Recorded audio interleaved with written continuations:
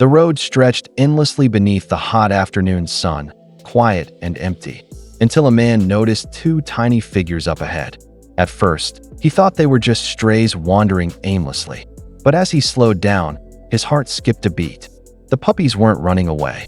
They stood upright on their hind legs, their front paws pressed together, almost as if they were begging. Their eyes pleaded desperately for help, trembling with hunger and fear. The man froze. He had never seen anything like it. Should he stop, or was this some cruel trick of fate? What happened when he finally stepped out of his truck left everyone speechless and in tears. Before we start, make sure to hit like, share, and subscribe. And really, I'm curious, where are you watching from? Drop your country name in the comments. I love seeing how far our stories travel. The sun hung high over the dusty country road, its rays beating down on the cracked asphalt. Thomas, a middle-aged farmer on his way back from town, hummed softly to himself as his old pickup rattled along. The road was usually empty, surrounded only by golden fields and scattered trees swaying in the heat. But on this particular afternoon, something unusual caught his eye. Far ahead, two small shapes stood right in the middle of the road. At first, Thomas squinted, thinking they might be tumbleweeds blown from the fields, or maybe even a pair of foxes sniffing around. But as he slowed down, his heart jolted. They weren't wild animals. They were puppies, tiny, fragile, and trembling under the blazing sun. What startled him even more was their posture. They weren't running or hiding.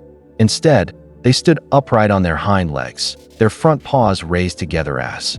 Their round eyes locked on his truck, glimmering with desperation. Thomas gripped the steering wheel tighter. His first instinct was to stop immediately, but doubt whispered at the back of his mind. What were two puppies doing out here, all alone? Who had left them in such a place? He pressed his foot gently on the brake, his truck slowing to a crawl for the first time in his life. Thomas felt like two small creatures were pleading directly with him. Thomas pulled the truck to the side of the road, dust rising behind him in a thick cloud. The puppies didn't run away as he expected. Instead, they stayed frozen in their begging posture, tiny paws pressed together, bodies trembling. Their whimpers reached his ears, faint but heartbreaking, carried by the hot wind. It was as if they knew this was their only chance to survive that he stepped out slowly, cautious not to frighten them. "Hey there, little ones," he whispered, his voice gentle. The closer he came, the more he saw their desperation. Their ribs showed through their thin fur, and their eyes glistened not just with fear, but with hope. They weren't afraid of him. They were pleading with him. Thomas's chest tightened. He had grown up around dogs, but never had he seen animals behave like this. It was more human than animal, a silent cry for mercy. He crouched low, extending his hand, but the puppies didn't move. They only whimpered louder, as though afraid he might turn his back and leave them behind. For a moment, Thomas hesitated. Helping them meant responsibility, and responsibility wasn't something he could take lightly. Yet, looking into their eyes, he realized walking away was no longer an option. These pups weren't just asking. They were begging for a chance to live. Thomas slowly lowered himself to the ground, careful not to startle the pups. From this distance, the truth became painfully clear. Their fur was patchy and matted with dirt, small burrs tangled around their legs. One of them had a raw scrape along its side, while the other's paws looked cracked and swollen from walking on the hot road. These weren't playful strays out exploring. They were survivors, barely hanging on. The puppies swayed unsteadily on their hind legs, still holding their paws together as if begging. The sight struck Thomas like a blow. They must have been abandoned, left in the middle of nowhere with no food, no water, and no shade. The more he studied them, the angrier he became. Who could be cruel enough to leave such helpless creatures out here to die? One puppy let out a weak bark, more like a squeak, before collapsing back onto all fours. Its brother quickly joined it, both now crawling a few steps toward Thomas as if gathering their last bits of strength. Their eyes, round and wet, told him everything. They had been waiting for someone, anyone, to notice them. Thomas's heart ached. He knew that if he turned away now, these puppies wouldn't survive another day in the scorching heat. But taking them in would mean food, care, and responsibility. It wasn't a decision to make lightly. Still, as he watched them inch closer, their tiny tails wagging despite their condition, Thomas felt his hesitation melting away. These pups weren't just asking. They were trusting him with their lives. Thomas took a deep breath, his decision made. He reached into his truck and grabbed a half-empty water bottle and an old rag. Kneeling on the road, he poured a small stream into his palm and held it out. The puppies hesitated at first, their bodies trembling, but the thirst was too strong. One stepped forward, lapping eagerly at the water, while the other pressed closer, desperate for a taste. Their fragile tongues flicked at every drop until his hand was dry.